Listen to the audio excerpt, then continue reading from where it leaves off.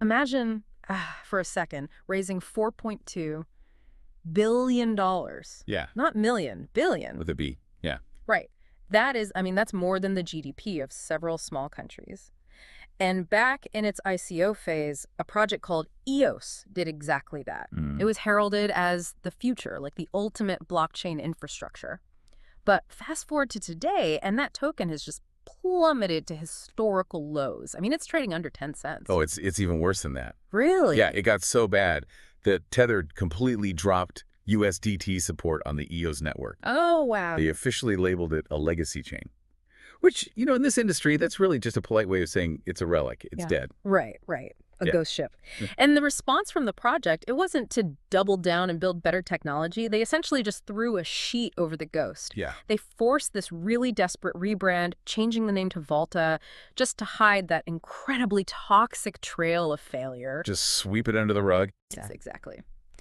Which brings us to the multi-billion-dollar question, right? Where did all that money actually go? Yeah. So, welcome to this deep dive on the EXMON Podcast. Today, we are conducting a full forensic investigation into what we're calling the blockchain graveyard. And it is a massive and highly lucrative graveyard. It really is. So our mission today is simple. We're following the money, and we are pulling from an incredible stack of sources for this. We've got data from Root Data, some really explosive reports from Forbes, and deep on-chain analytics. Mm-hmm. We're going to uncover exactly how the founders of these dead crypto projects secretly siphon liquidity and literally turn, digital air into real-world billions, all while everyday investors are just left holding the bag. Right. And to understand the scope of the problem here, you have to look at the sheer volume of these ghost towns. We were talking about hundreds of crypto projects that officially shut down or go completely inactive every single year. Hundreds. Yeah. Yet if you pull up a crypto aggregator right now, their tokens are still actively trading on exchanges. They hold these massive paper valuations, like market caps in the multi-millions and sometimes billions. Wait, I have to stop you there. Yeah. Because if you're a beginner looking at your portfolio right now, the basic logic of that just doesn't track at all. Right.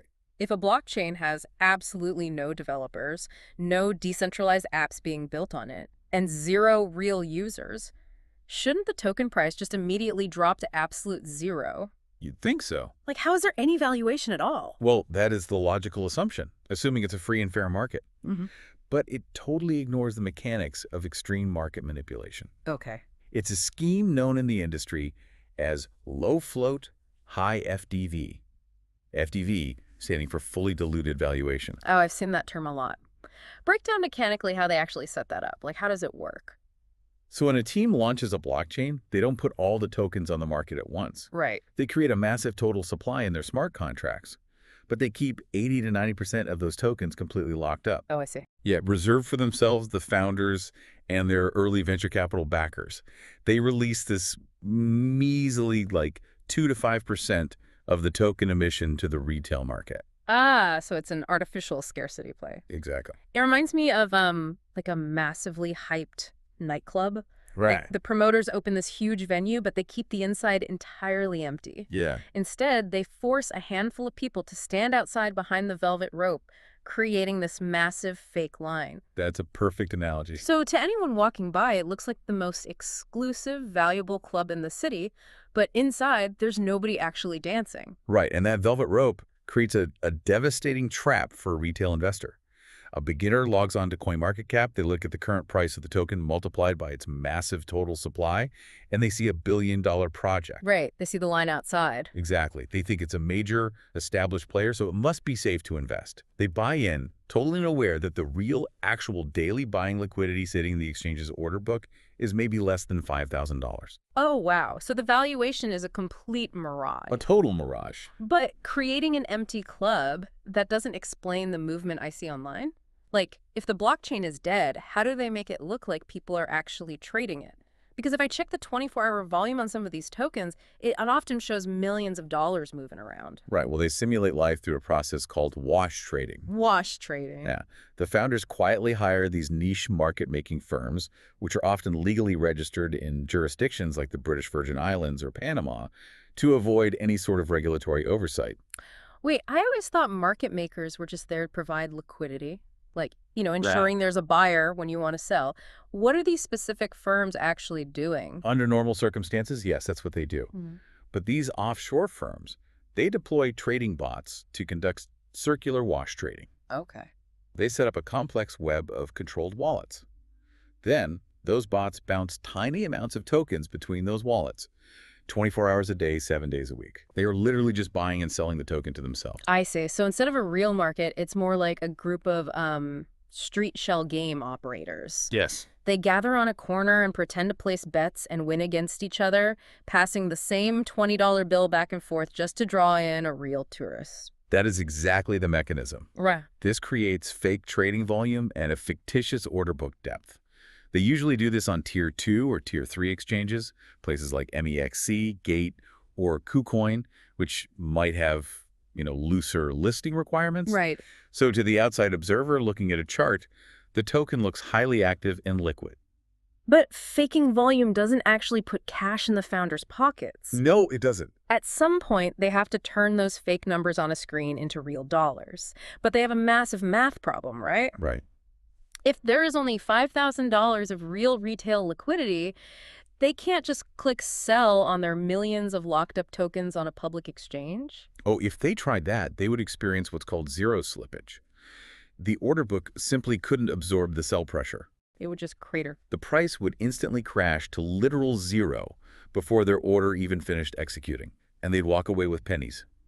They need an exit door that the public can't see. Which brings us to the over-the-counter, or OTC brokers. Exactly. The traditional financial world has always had these dark pools for massive institutional trades, so large mutual funds can move stock without spooking the public market. Right. Crypto has adopted this infrastructure, but for far more nefarious purposes. These OTC desks operate in the shadows, coordinating massive block trades in closed Telegram or Signal chats. Wait, I have a really hard time believing this part. Yeah. You're talking about institutional buyers or massive syndicates dropping millions of dollars. You're telling me they don't do basic due diligence. You'd be surprised. Like, how does an OTC broker convince a wealthy buyer to purchase millions of dollars of a dead token? Because the pitch is perfectly engineered around greed and asymmetrical information. The brokers target naive off-exchange funds or emerging market syndicates who might not have deep on-chain forensic teams. Okay. The broker approaches them with a highly confidential insider narrative. Yeah. They say, look, the public price of this token is $1, but this project is secretly about to do a massive global rebrand focused on the Asian market. Oh, man. We can offer you a massive block of locked tokens at a 40 to 60% discount. You get them for 40 cents. So they frame it as this exclusive VIP allocation. The buyer looks at that fake bot-driven volume, sees the $1 public price, and thinks they are buying into a temporary dip before a massive marketing push. They think they just scored the deal of a lifetime. By the time their tokens unlock and they realize the network is a ghost town, the founders are long gone. Let's ground this with a specific case study from the sources. OMG Network, formerly Omisogo. Yes. The sources describe this as the anatomy of a dying swan, because this wasn't some no-name meme coin. This was once backed by Vitalik Buterin himself as a major Layer 2 scaling hope for Ethereum. It had immense credibility and a massive treasury. But over time, the development just completely stopped. No protocol updates, it became a ghost town. But instead of officially shutting down and returning funds to investors, they engaged in a highly complex technical exit strategy. The smart contract maneuvering here is wild. The core team steps back, and suddenly the remaining funds are shifted to something called the OMG Foundation. Right. And they didn't just market sell everything, which would have triggered immediate panic. No, they used smart contract vesting. They programmed the contracts to slowly, methodically funnel tokens to intermediate wallets over time. Wow. And from those intermediate wallets, the tokens were sent directly to the deposit addresses of major OTC market makers, players like Wintermute or B2C2. And while this slow drain is happening, how do they keep the community from revolting? They use this really brilliant smokescreen, internal legal disputes. They mask the technical death of the network and the subsequent offloading of assets with highly publicized legal drama inside the foundation. So people are distracted. Exactly. While everyday retail investors were holding their breath, waiting for the legal dust to settle so the project could resume, the founders were quietly passing tokens out the back door to those OTC desks. Okay, so the founders successfully trick an OTC buyer or use a foundation to slowly drain the treasury. Now the founders have millions of dollars in crypto. Yep. But they still have a problem. They have dirty money they just made from selling dead code. I imagine they can't just wire a massive lump sum of USDT to JP Morgan without setting off money laundering alarms. No way. They have to run it through a transit washing machine. The digital footprints are incredibly complex, but forensic analysts have traced how this laundering process mechanically works. First, the OTC buyer sends clean stablecoins, usually USDT or USDC, which hold real-world dollar value, to cold wallets controlled by the founders. But a massive $10 million lump sum sitting on the public blockchain is glaringly obvious. Exactly. So they run these funds through automated smart contracts that fracture the massive sum into thousands of tiny microtransactions. Then they push these microtransactions across cross-chain bridges. I want to pause on bridges, because that term gets thrown around a lot. Mechanically, why does a bridge obscure the trail? Well, a bridge doesn't physically move a token from one blockchain to another. It locks the funds in a smart contract on, say, the Ethereum network, and then mints a completely new equivalent token on a different network, like Arbitrum or Solana. Oh. Because you are jumping from one ledger to a completely different independent ledger, tracking the exact flow of specific funds becomes incredibly difficult for standard analytics tools. It breaks the chain of custody. Yes. And after they bridge it, they often run the funds through crypto mixers. Mixers, right. Mixers use cryptography to pool funds from thousands of different users, jumble them all together, and spit them out to new addresses, severing the link between the depositor and the withdrawer. Wow. Finally, they deposit the now clean funds into soft KYC exchange drop accounts. Soft KYC. Yeah, exchanges in lax jurisdictions where you don't need rigorous identity verification to withdraw. After all that digital tumbling, the money is practically untraceable. Pretty much. But at some point, they want to, buy a mansion. How does it cross from the crypto world into the traditional banking system? They use corporate shell games. The founders open standard limited liability companies in places like the UAE, Serbia, or the Seychelles. On paper, these companies are registered as legitimate venture software studios. So they look like standard tech companies building enterprise software. Right. Then, the crypto is cashed out as fiat currency through these LLCs by creating fake consulting contracts or invoicing for phantom software licensing fees. That is insane. The money flows into the corporate bank account looking totally clean. Wow. Ultimately, that digital air from a dead blockchain is transformed into Dubai real estate or used to buy equity shares in traditional real-world tech startups. That is staggering. And we aren't just talking about small change or niche coins here. The Forbes findings highlighted in our sources bring up massive names like Algorand and Tezos. Yes. Forbes explicitly referred to these as zombie infrastructures. The statistics on Tezos are truly shocking. If you look at its market cap, it is valued at around $1 billion. It holds massive reserves. Right. But if you look at its actual network activity, the revenue it generates from people actually using the network, it generated barely $170,000 in annual transaction fees. Wait, $1 billion valuation generating the revenue of a suburban coffee shop? Precisely. And the mechanism protecting this massive discrepancy is the offshore shield. Okay. These projects lock immense wealth in offshore foundations, often using Swiss or Singaporean multi-signature wallets. So the founders can access the treasury, but they need a legitimate-sounding excuse to pull the capital out without alarming the community. Right. They withdraw the funds under the guise of research grants or ecosystem development or massive legal fees. Unbelievable. The money bleeds out to the insiders to fund their lavish operations, while the retail investors sit on dead assets, staring at $1 billion market cap on their screen, waiting for an ecosystem revival that will never come. If you're listening to this and looking at your own portfolio right now, you might be wondering how you can spot this yourself. The good news from our sources is that the blockchain is entirely public. Yes, it is. The manipulation leaves fingerprints. You just need to know how to read them. So let's build a forensic toolkit for everyone. It's crucial because knowledge is only valuable when it's applied. If you know how to use block explorers like Etherscan or SolScan, you can spot the hidden markers of manipulation before you invest. Okay, so if the entire game relies on insiders keeping the token supply incredibly tight to maintain that artificial scarcity, the first place you'd look is the actual wallet distribution. Exactly. Yeah. When you are investigating a token on an explorer, you click on the Holders tab. This shows you exactly who owns the supply. Okay. If you see that the top 10 to 20 wallets hold 85 to 98% of the entire token supply, you run. Wow. It means the market isn't real, the insiders control the board, and they're just waiting for the right moment to dump on you. The VIP room is packed, but the dance floor is completely empty. Exactly. But what about the fake volume? If I go on an exchange and see a ton of rapid-fire trades, how do I know it's just bots playing a shell game? You can't see it on the exchange, but you can see it on-chain using visual analytics tools like bubble maps, which map out wallet interaction. Oh, bubble maps, yeah. You are looking for a very specific spiderweb pattern. A large central wallet sends money out, splitting it into 20 tiny wallets. Okay. Those 20 wallets make synchronized microtrades back and forth, only to eventually return the pennies back to the center. It's a closed, automated loop designed purely to generate fake daily volume. Okay, so you spot the web, but the insiders still have to sell eventually. There must be a moment where the dam breaks and they move their locked tokens. There is. Every project has a tokenomics schedule detailing when locked tokens become available. This is known as the cliff. Right, the cliff unlock. You need to watch the blockchain the exact minute a lockup expires.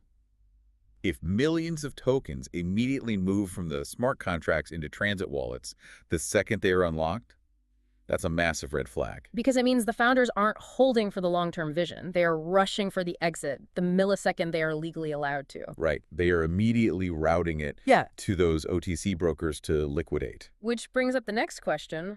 Where does the money go after that? If they are getting paid in stablecoins by the OTC desks, there has to be a footprint of that transaction. This requires a bit of sleuthing. You look at the wallets interacting with the founders. You are searching for new, anonymous wallets that suddenly receive massive deposits of USDT or USDC. Just out of nowhere. Yeah. The key marker here is that these wallets have absolutely zero history of participating in decentralized finance. They don't stake tokens. They don't vote in DAOs. They have no complex transaction history. They're just burners. They exist purely as temporary drop points to receive stablecoins from unknown OTC platforms before funneling them out to exchanges. What about the actual technology itself? If it's a dead blockchain, shouldn't the underlying software reflect that? This is perhaps the most devastatingly simple check anyone can do. A blockchain is just software, and software requires constant updates. Right. You compare the project's GitHub repository, the public ledger where their code is stored, against the activity on the Blockchain Explorer. If there haven't been any actual code updates or developer commits in 6 to 12 months, the project is abandoned. But wait, I've seen chains with dead GitHubs that still show 5 to 20 transactions a day on the Explorer. Doesn't that mean someone is using it? Not necessarily. If you look closely at the data of those specific transactions, they aren't everyday users interacting with apps. They are purely administrative pings, smart contracts running automated maintenance, or founders shuffling minor funds around. The lights are on, but nobody is home. And the final piece of the puzzle has to be the actual hard cash in the system, the liquidity. This is the ultimate test of reality. You compare the token's massive paper market cap to the actual tangible liquidity sitting in decentralized exchanges, like a Uniswap pool. Okay. If a project claims to have a fully diluted valuation of $1 billion, but there is only $3,000 sitting in its liquidity pool, the valuation is entirely fabricated. Because if you, as a retail investor, tried to sell just $2,000 worth of that token into a $3,000 pool, you would drain it. Completely. The price would instantly crash 99%. It proves the retail market is a total facade. Exactly. It proves that the only real exit liquidity for this project exists in those shady backroom OTC deals. Man. So we walked through the crime, the laundering getaway, and the forensic tools you can use to spot it. But tracing the flow of this money leaves me with one ultimate unresolved question. What's that? Why do founders continuously create these dead tokens in the first place? And more importantly, why is the regulatory space completely silent? Yeah. Why is nobody going to jail for siphoning billions of dollars? It comes down to a massive legal gray zone that the founders exploit brilliantly. Remember the era when many of these zombie projects launched? They were sold specifically as utility tokens during the ICO booms. Right. And their parent companies were structured entirely overseas. Or they're structured today as DAOs, decentralized autonomous organizations. The classic, we are just a community-governed entity, there is no central CEO defense. Precisely. Because it's structured as a DAO or an offshore utility token, They argue in court that nobody is legally responsible for delivering a finished product or maintaining its financial value. Wow. When a traditional company goes under, there's a bankruptcy filing, there are court hearings, liquidations, and an organized distribution of remaining assets to creditors. When a blockchain dies, nothing happens. The founders just quietly delete their Twitter accounts, scrub their LinkedIn profiles, and fade into the background. Only to reappear 6 months later. They take the millions they laundered through their LLCs, buy a new domain name, and launch a trendy new startup. Yesterday was a Layer 1 blockchain infrastructure. Today, they are launching an AI agent protocol or a new Layer 2 network. Wow. They just rinse and repeat the grift. It is a phenomenal, perfectly engineered wealth transfer executed in broad daylight on a global scale. It really is. Which leaves us with a final, slightly terrifying thought to mull over. Okay. If the biggest, most heavily funded infrastructure projects from 5 years ago, projects backed by industry titans, are now just functional zombies kept alive by basic trading bots, what happens next? Yeah. Because we are entering an era of autonomous AI trading agents. If human retail investors are already getting fooled by simple wash trading bots, what happens when advanced AI agents start trading with other AI agents? Oh, man. We could be moving toward a reality where entire crypto ecosystems are completely synthetic, zero human users, completely fake economies, and it might become technologically impossible for us to tell the difference between a real network and a dead one. That is a critical and very sobering question for anyone trying to navigate this space over the next 5 years. Absolutely. Well, thank you so much for joining us on this investigation. We hope this forensic toolkit helps you protect your capital out there in the wild west of crypto. Definitely. If you found this deep dive valuable, please like the video and subscribe to the channel. It really helps us keep doing this kind of intensive research. We are officially signing off from the EXMON Podcast. Stay curious and stay sharp.